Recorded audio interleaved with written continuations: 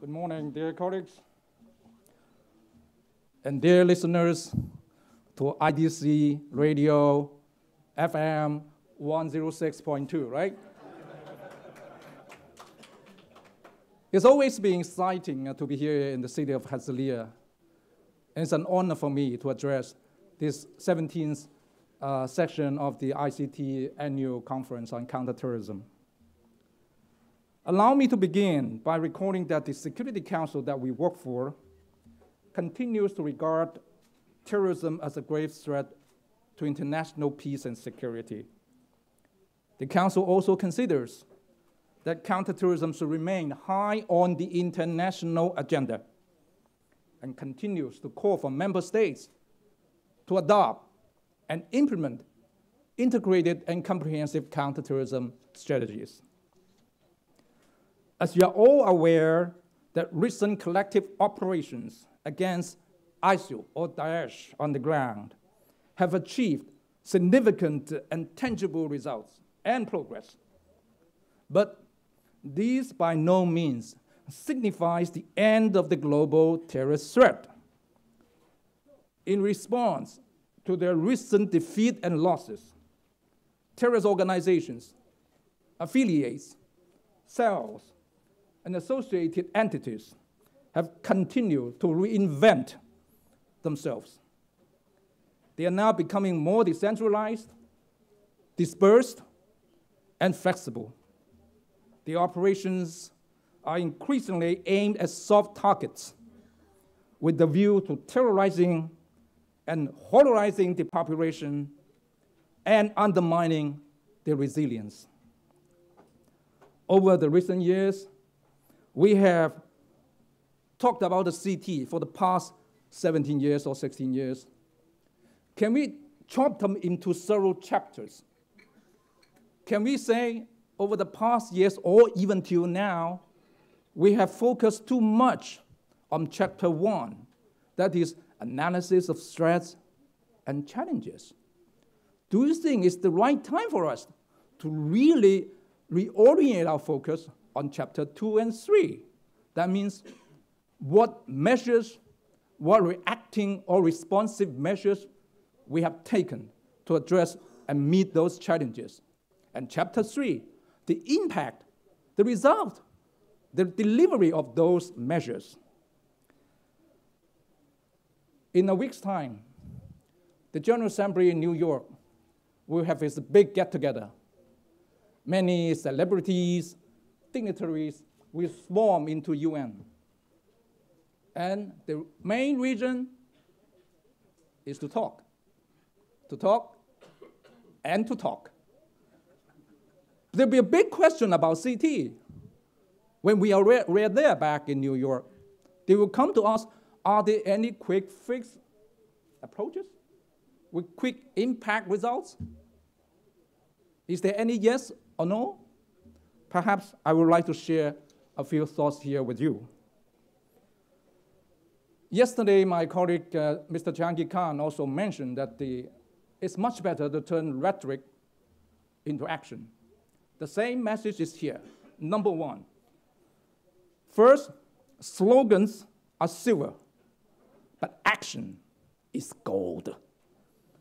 So, the world of counterterrorism often seems to be filled with high-pitched statements and slogans, lengthy and bulky policy papers, strategies, over-ambitious action plans. All of this, of course, is absolutely necessary. But it will all to no avail if we do not turn vision into action, put theory into practice, apply tactics to strategies, think globally, and act locally. Or to put it simply, walk the talk. So only then shall we achieve quick impact results. As you are all aware, the Security Council has, over the past 2 years, adopted more than a dozen resolutions and statements outlining specific measures to be taken by member states in combating terrorism. But all these documents and statements will ultimately be staying on the desk or in the drawer if they are not fully implemented by member states. Our role, we work for the Security Council, is to monitor, facilitate, and promote member states' implementation of all those resolutions. Yesterday, 3 speakers mentioned their national counterterrorism strategies. And the next speaker, Professor Alex Smith, will further elaborate a little bit on that strategy. We would like to review your files, each of you, your file, under those conditions. So can you reflect upon those elements that I'm going to outline? Has the member state developed and introduced a national counterterrorism strategy? Is the strategy truly comprehensive and integrated at all policy and operational levels? Is the strategy subject to periodic review? Does the implementation respect the rule of law? Has the state established robust implementing agencies and mechanisms? Does the strategy engage all sectors of the society? Our counterterrorism officials and personnel well and sufficiently and appropriately trained with accompanying equipment? If the answer to these questions is yes, then yes, we shall be able to achieve quick impact results. Now the second point I'd like to share with you is that on counterterrorism measures, there is no need to reinvent the wheel. What we need to do, as it were, is to fix the flat tire. Over the years, the UN and its various specialized agencies and various international and regional organizations have developed a wide range of recommendations, best codes and practices and standards on counterterrorism.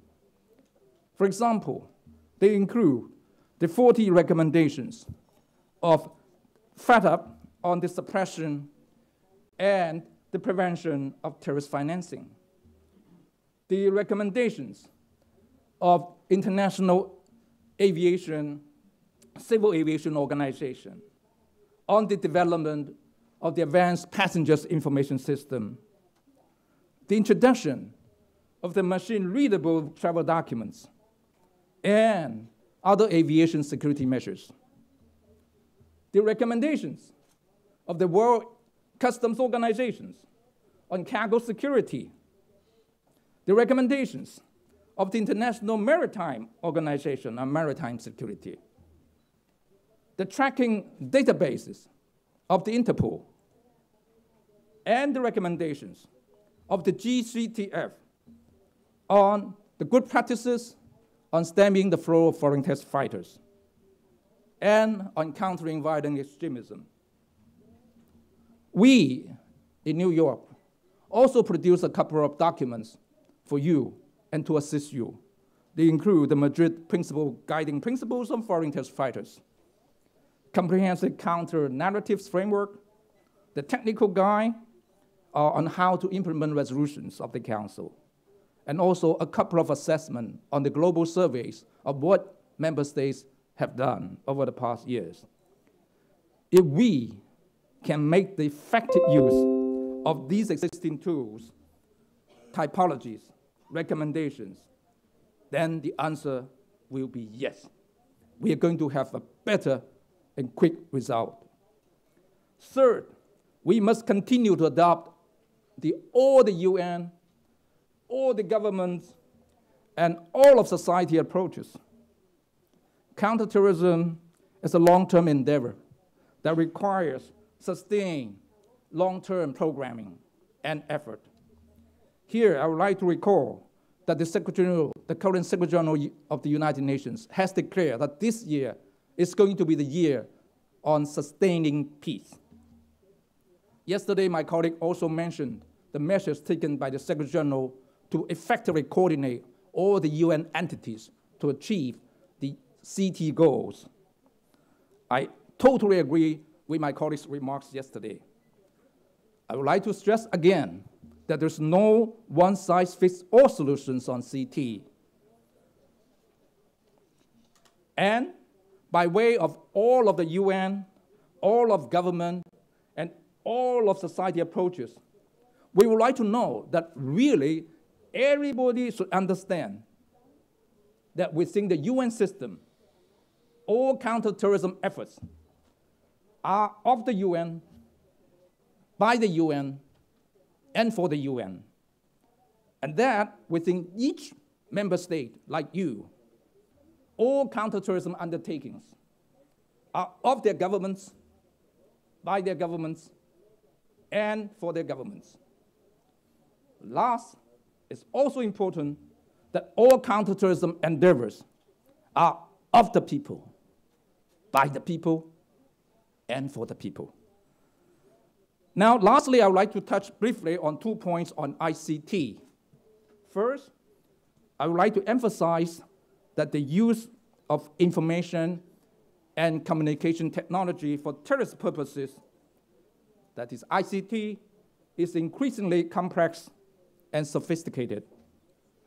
In order to prevent and suppress terrorist abuse of ICT, we must determine how to overcome the trust deficit among governments, trust deficits between governments and the private sectors, trust deficit between service providers and users, and trust deficit between law enforcement agencies and human rights advocates. That is an urgent question, which continues to require our urgent consideration. And I'm so happy that there's a workshop on that topic, I think, in the coming days. Second, I would like to also talk about ICT, and this is this ICT, the International Institute for Counter-Terrorism. This is one of the world's most mature and effective counterterrorism forums. Please sign it, the press. On behalf of my agency, I look forward to the fruitful discussions from this ICT. Thank you, Jonathan.